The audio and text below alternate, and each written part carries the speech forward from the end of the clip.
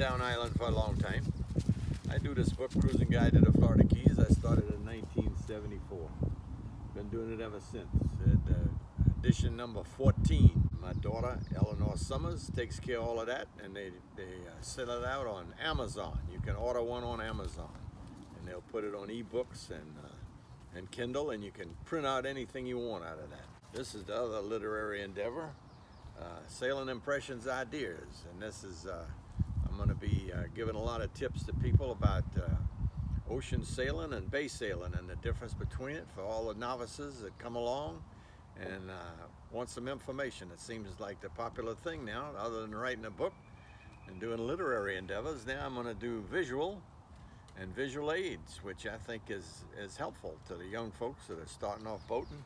We just recently had a group that bought a boat in northern Florida, and they watched all the videos on TV about the people sailing away and sailing around the world and selling all their stuff and having a ball.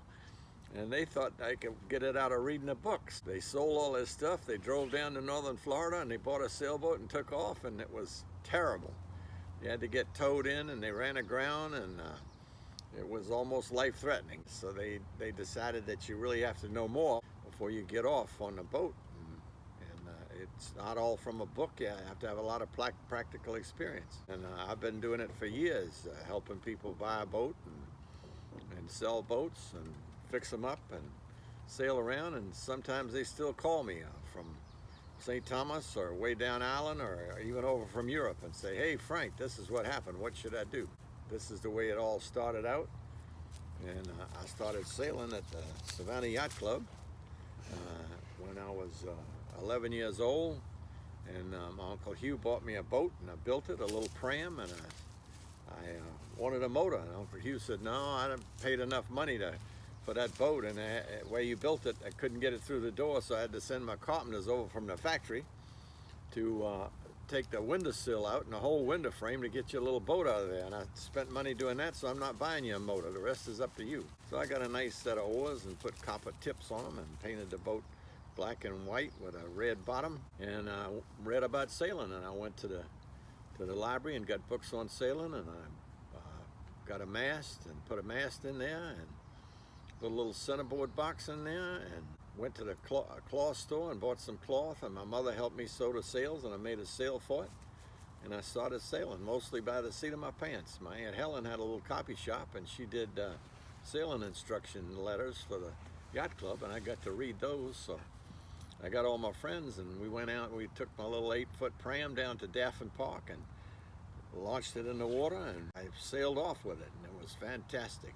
And from then on, I saw that sailing was really riding the wind and not polluting anything, and everybody liked it, especially the girls like sailing on yachts and stuff. So I went to the yacht club, and my friend Ralph Boyer liked sailing, and so he let me use his boat sometimes, and I would sail, and he'd drink beer, and I'd sail, and we'd win the race. And I got another man wanted me to teach his daughters how to sail, so I had a deal where if I won a race, I got $20 from the owner of one of the boats. Had his family on there, so this guy told me he would pay me $20 every time to take his daughter sailing. So I found out I could make money and take pretty girls sailing. I said, you can't beat that. So that was sort of the beginning of my fun on the water. It was terrific. Then I graduated on to chartering and sailing down in the Caribbean and sailing in the Keys and teaching sailing lessons and then writing about sailing. And to me, passion, adventure, and experience are the buzzword of the day. And on my book, it's titled Sailing Impressions, Ideas, and Deeds, and that's what it is. You get an impression, it turns into idea, and then it turns into a deed, and that's really who you are. So that's how I decided that I wanted to sail, and it's riding the wind and getting your food from the sea, and it's a great accomplishment, and it's adventurous, because if you get in the right storm and you don't know what you're doing, you could die. I had some fancy business people out on charter, and I was on like a 60-foot sailboat, and I had a couple of gals on there as mate and cook, and we got in a heck of a storm off of Nassau. We fought it all night long, and we finally anchored, and one of the fancy charters, who was a stockbroker in New York, came up on deck, and he said, Wow, a lot of my experience in life have been going on vacations and doing all kind of stuff, but I never realized that with I have a broker that I trust with my money, and I realized that I was trusting you with my life and my family's life, with your crew and yourself in the middle of the night out here in the water that's 2,000 feet deep in the tongue of the ocean. So I'd like to thank you for getting us through it. And I said, you don't have to thank me, it's adventure. Uh, you're not in danger. My crew and I are all competent. The boat is seaworthy, and we survived it, and we're out here with you too, so our lives are really in danger.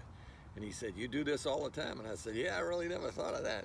What do you do when you're not sailing? I said, I go home, and my wife and daughter and I get on our boat and we go out sailing. He goes, wow, man, you're pretty absorbed in that. And I said, yes, sir. It's if you find something you really love, it's not like work.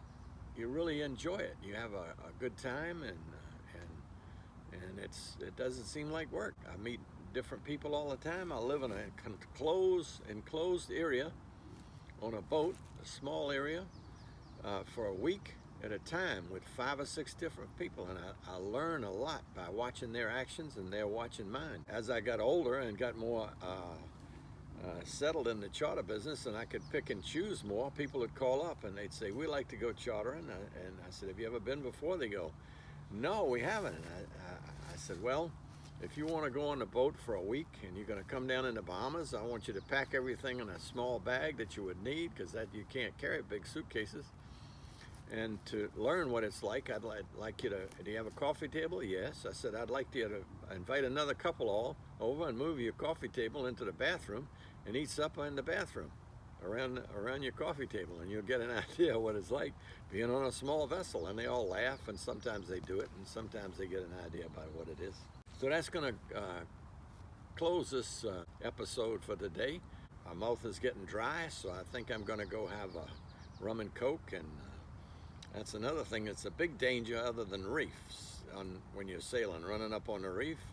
If you have a tendency to overindulge, you have to really watch out in this kind of business, because it's mostly partying all the time. God bless you, and keep sailing.